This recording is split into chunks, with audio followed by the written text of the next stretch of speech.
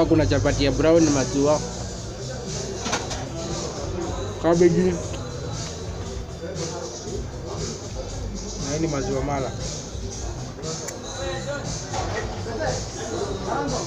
Hii chakula inafanya mbore yako inasimama kusimama. Kama inasimamanga hivi, inasimama inakaa hivi. Tunajitafutia shimo.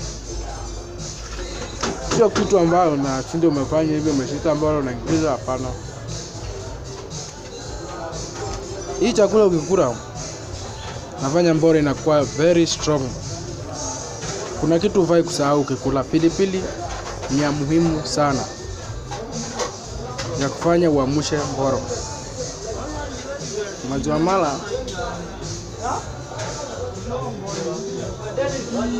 hiyo nayo na kufanya roho kimbia.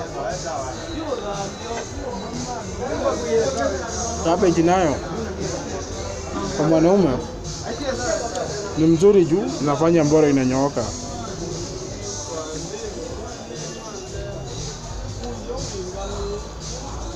Sasa wiki ijayo nataka tuongelelee urefu wa mboro, jinsi ya kufanya mboro iwe kubwa. Tuifanya namna gani, na kuonyesha mitishamba ambazo hutumika na size ya mboro yako vile itakuwa. Kwa hivyo usikose kusubscribe ili kujionea hiyo video.